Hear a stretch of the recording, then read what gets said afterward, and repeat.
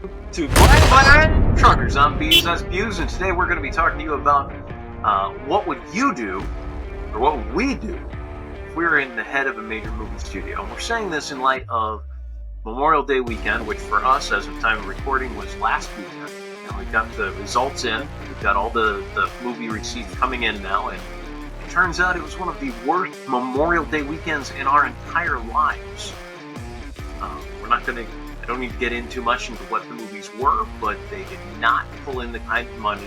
And Memorial Weekend kicks off summer, and it usually makes a lot of money at the box office. Memorial Day weekend is when the first Star Wars movie, back in '77, was around the time that movie came out. Before Memorial Day weekend, it is one of the blockbuster weekends in the year.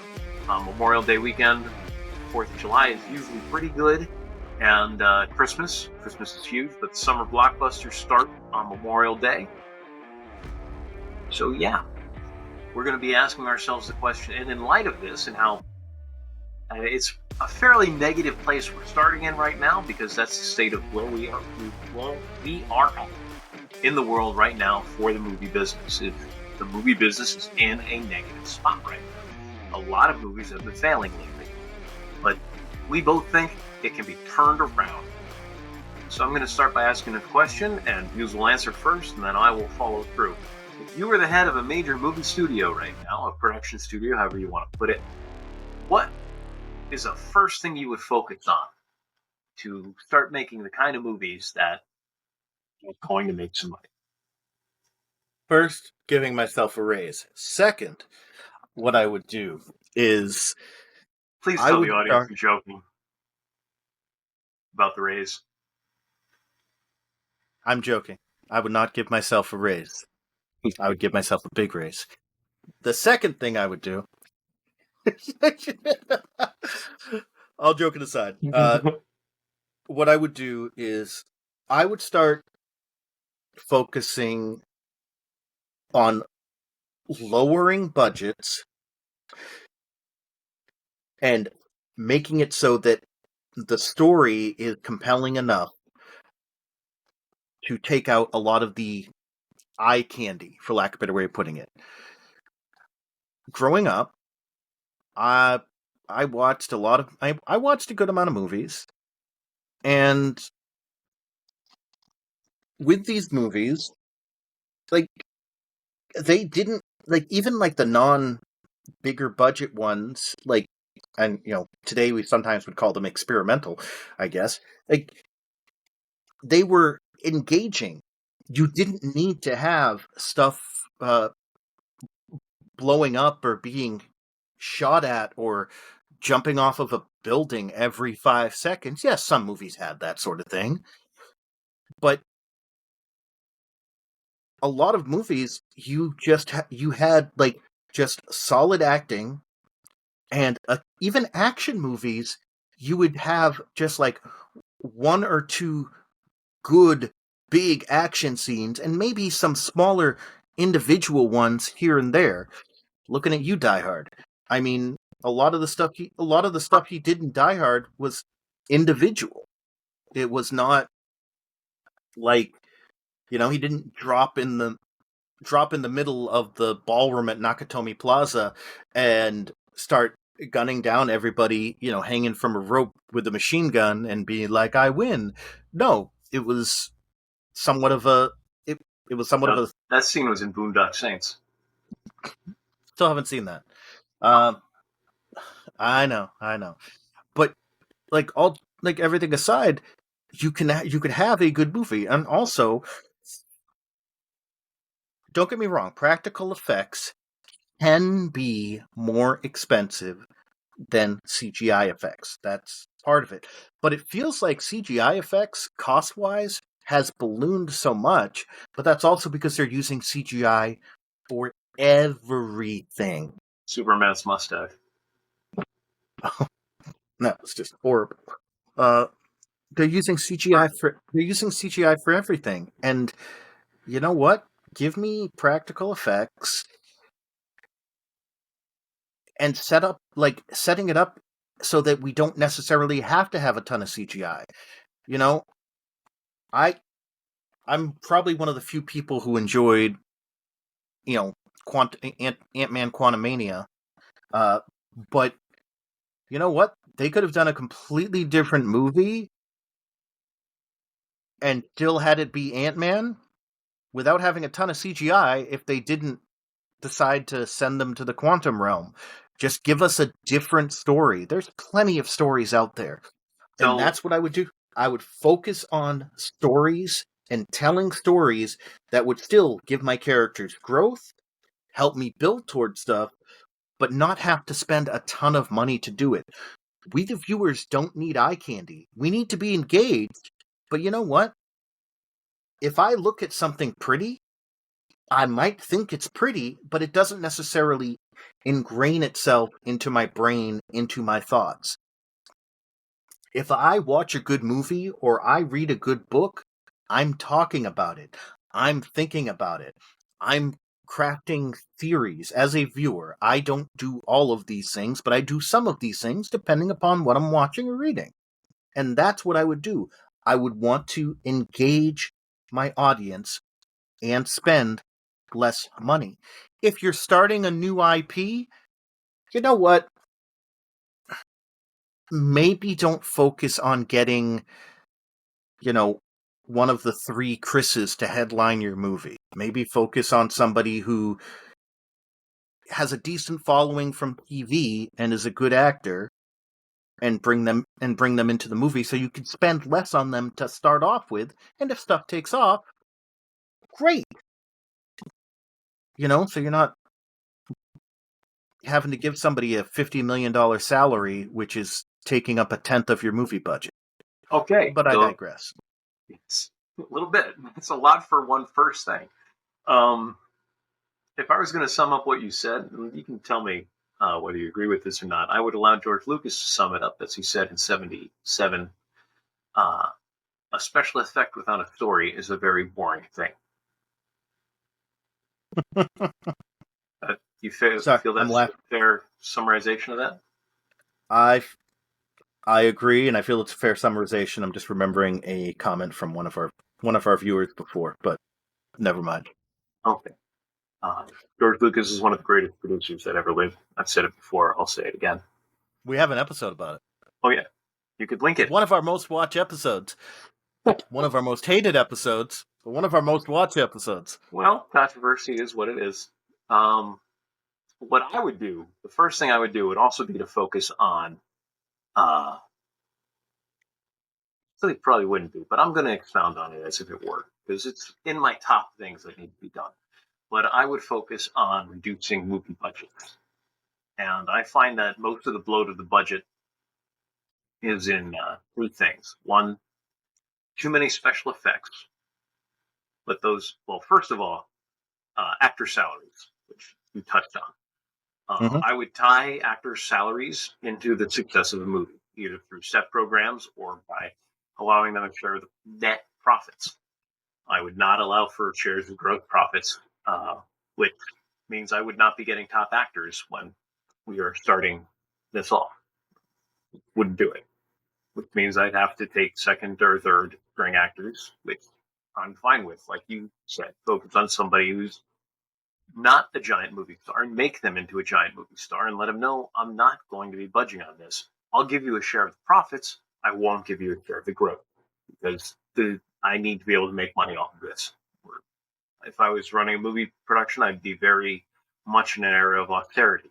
So I'd be the first part of reducing budget costs is reduce actor pay or tie it into the success of the movie. Two, reduce the number of special effects, like you were talking about. But the way you reduce the number of special effects used is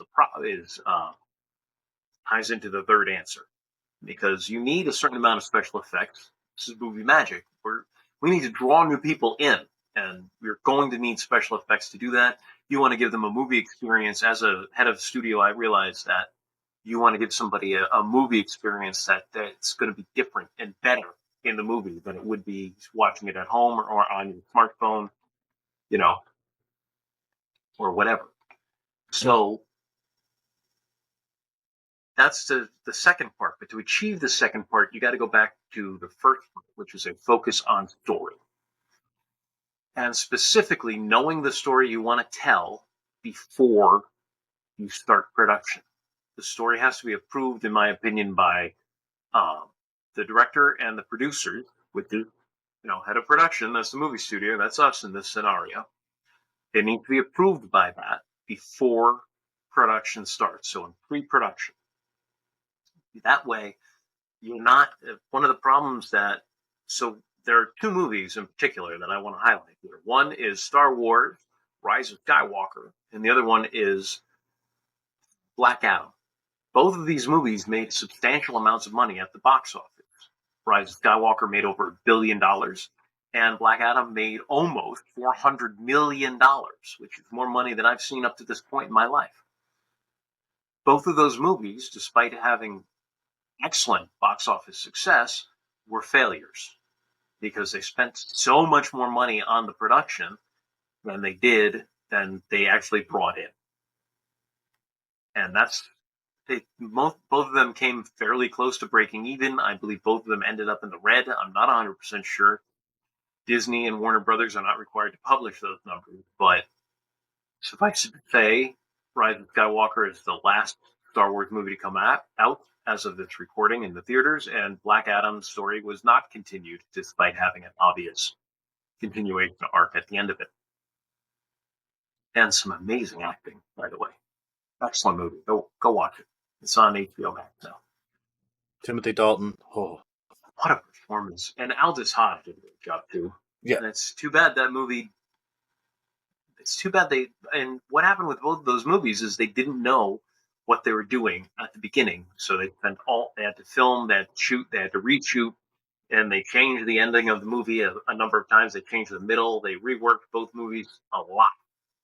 And all of that cost money for extra special effects, and which is how this is reducing the special effect budget. If you know the special effects you need, you shoot those scenes first and send them off to get rendered. And then the close-up person-to-person talking scenes, which are honestly the hearts of most films, that's the kind of stuff you focus on next. That's going to be cheaper to shoot, and it doesn't need as much post-production. So it doesn't need all that CGI stuff. And that's how I would say it. Do we want to do another question? Do we want to go to part 2 in another video? Or do we want to do what would you do next? I just want to touch on something real quick, just with what you were talking about, a little bit on that. You know what? In all honesty, when it comes to the Star Wars sequel, I will just say, really, it was part of the whole thing was that they didn't really have an overall plan, and it showed. You can not have an overall plan and have it not show and be fine, but the whole, like, certain seeds which were in Force Awakens, which were either not picked up or destroyed in Last Jedi, and then tried to be picked up and changed around in Rise of Skywalker. I was excited at the end of Force Awakens. Last Jedi, I will say I thought Last Jedi was an okay movie, but it was not a great sequel for me. Honestly, it was an okay movie, and I will defend it to a large degree. But it just, yeah, I will defend that I thought it was an okay movie. I'm not saying a great movie. I'm just saying it was an okay movie. I would respond, but we'll try to keep things positive. As a sequel, it was lacking for me. And Rise of Skywalker, story-wise, it just wasn't great, and I felt there was just a lot of bloat. I'm not going to say I didn't enjoy it, but out of those 3 movies, there's only one I've watched more than once of my own accord. So. All right. You want to go on to the second thing you do? Um, Do I we mean, I want to feel like call it here and see how I feel like I the gave audience likes it? I feel like I gave like three things in my one thing I would do. So, not counting the raise, but My second thing would be to turn around and refocus on a variety of different kinds of movies. We haven't had a good comedy in a very long time. I can't remember the last good comedy that came out of Hollywood that had a huge following that became a cultural uh, touchstone, like Happy Gilmore or some of Jim Carrey's works, his early work. Um, a lot of those comedy, like, see, a lot of the comedies now aren't really in the theaters. You're finding them on like direct streaming. right. So comedy would be something, and they're also cheaper to make. That's one of Hmm? the nice things. Right now, everybody's trying to make the next tentpole. Their focus is on that, and tentpole productions that make millions upon millions of dollars are important to the movie business. But having a repertoire of other films, like what was the last great romance movie that came out that your wife dragged you to? Yeah, Yeah. My that's wife my doesn't whole really point. drag me. My I'm wife just doesn't really saying. drag me to those. I just watch. We're not really a romance type movie Look, the group, fact that but can you name a good romance film? Because I'm not a romance guy. I'm not in a relationship right now, and I can name a number of decent romantic movies. I probably could name them, but tried to think about it. I just the only How thing that about comes to The mind Notebook, is Love Actually. Love Never Actually, watched it, The although Notebook? Love Actually has its issues. But yeah, Oh, a lot. Notebook. I never saw because I never had a desire to see it. It's pretty I good. think the last, I think the last romance movie I really remember watching was For the Love of the Game with Kevin Costner. That was good. So, but that was again, that was over 20. That was at least 20 years ago. Yeah, we saw it when we were together in college. Yeah, I thought it was going to be a baseball movie, and I was kind of right. It was still good. It was emotional. It kind of drew you. It draws you in, and it's Hmm. relative. Like Love of the Game was a bit more expensive to make because some of the filming was in a uh, baseball stadium, a Yeah, sports arena. But and focus it was on also Kevin Costner in his towards his height. yeah. Yeah. So a focus on a variety of different genres. Start bringing your repertoire of movie wider. Go for what's going to be profitable but cheap to make. You don't need to make $1 billion on every film. If you make more money than you put into the production and advertising, that's a profit. That's all we're looking for here. And maybe double or triple what you put in would be great. Double to triple what you put in. If you put in $10 million into a film, you're only looking to make 20 to $30 million profit. So that movie, 10 million of production, 10 million of advertising, needs to now make 40 million to break even because half Hmm. the money goes to the theater and half the money goes to the movie theater, the movie production company. So you need to break 40 million to start seeing profits. So you actually need to make 80 million, which is not a ridiculous thing to believe for a $10 million budget movie. Hmm. You know, it's not that hard to do. I mean, then you turn around and maybe you tie your, like I said in the first point, your actor's compensation to the performance of the movie. So you might have a few more expenses after you cut all the actual movie production and advertising costs out if you were smart enough to do that. But that's still eating into your profits at that point in a little bit, not a giant chunk. And not only that, it's coming out of your profits. It's not coming out of your pre-profit costs. You've already made that money before you give it to your actor. It's how they do it with producers. Anyway, that would be my next step is creating a variety of movies that are cost conscious and just don't need a million special effects to make and are again focusing on creating new stars And maybe those stars, if they have a number of successes, we talked in the last video we filmed about how, no, we didn't. That was a different topic. There are no movie stars. That's a whole other video. But there aren't movie stars anymore. When was the last time you went to a theater view because of an actor? You went to go see a movie because of an actor. Ministry of Ungentlemanly Warfare. Okay. Alan Rickman? Not Rickman. What? Alan Richardson? Alan Ritchson and Henry Cavill, the two of them together, made me want to go see the movie. But if they were in other movies that weren't about, combat and whatnot, would you have gone? I mean, I did not see Argyle, and I haven't watched everything Alan Ritchson is in, but since Reacher, I'm really enjoying him. And so the two of them together helped bring me to the movie. Mm-hmm. And the fact that I was shocked, pleasantly shocked, but shocked that Mrs. Buse, when I showed her the trailer for it, actually wanted to go see it. I never thought my wife would want to see a Guy Ritchie movie, Fair enough.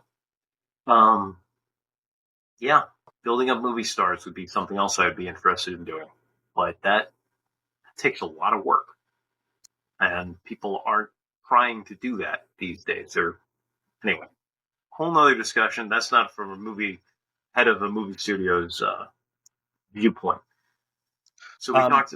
Go ahead. I do want to touch on something that you talked about in your previous talk about, possibly giving actors a percentage of the net profit. Mm-hmm. The only way that will work, and this is to you, movie studios, is not screwing them. Most actors wouldn't sign a contract like that for one reason. They did that they started to do that for a little bit, but then some actors got almost nothing because the way that they do it, I'm not going to call it the right thing, but we'll just say that studios have a lot of sub companies, mm-hmm. which they use to inflate costs up so that every bit of money is accounted for. So therefore, the net profits are not actually quite there. The studio makes its money through the sub companies that they own. To counter, which I think you've made your point very clear, then what you would do is a step program.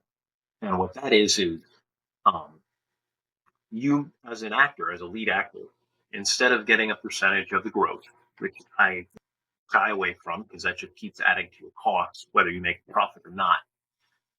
You tie it into, how much the movie is going to make, so you tie in what your ticket sales, which I guess would be technically a percentage of the gross, but if the movie makes so much past, we expect to break even at the 80 million mark. So, with our example, so if we go past the, 40 million or wherever we figure it out to be. So if we go every 10 million above the 40 million mark, you get another $100,000, something like that, or $10,000 or whatever. That would be something that the actor can check and be able to see where it's coming from. And but it would also put in that minimum of we have to be profitable. We have to be so profitable before you start getting your cut. That's fair. It's a performance-based contract, and if we need to find a way to regulate that so that actors will be willing to sign the contract, okay, let's do that. But the idea here for that is to make sure that the movie production company is not spending more money on an actor than it can afford. So you get your starting salary, your initial salary, and then a performance-based bonus. How well does the movie do? Which in turn not only makes the actor want to give a better performance. I realize I'm looking at views here instead of facing all you truckers out there and blame Truckerland, which encourages the actor to not only give a great performance and do their very best, but also when doing things like advertising for the studio by doing interviews and stuff and going on, I don't know, The View and the Kelly Clarkson Show and all the late night television shows. They're like Jimmy Kimmel and Jimmy Fallon and Jimmy and Jimmy James and whatnot. They'll actually be putting an effort forward an extra effort forward to make the movie more profitable, knowing that the better their ticket sales are, the more money they're going to make. Mm-hmm. Right. So there's many other things I could say about this. Uh, we didn't even get into my version of focus on story, though you brought it up. What a good story is, but that would be part of it. Another thing I would do as the head of a movie studio, oh, I forgot what it was.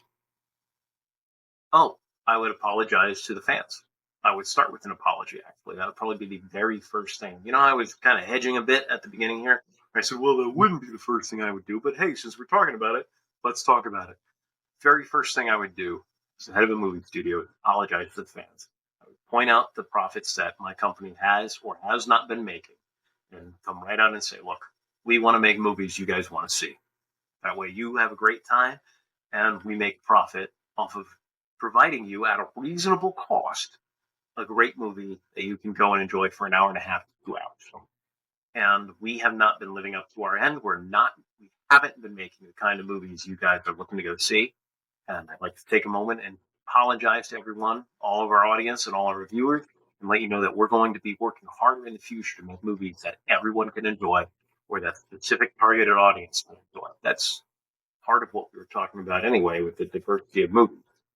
Mm-hmm. And that would be the first thing I would actually do is apologize to my customers, because we call them audiences, we call them fans, we call them all sorts of things except for what they really are: customers. These are the people that are buying your products, and we need to treat them with the respect they deserve. We want them to come and buy our products, then they deserve our respect. And that is what I would start off doing. Okay. All right. We got quite a bit of film on this. We want to call it? I think what we need to do is give an appeal to a certain man. Nay, a certain company. Oh? Yes. That I just Dear, had to fall.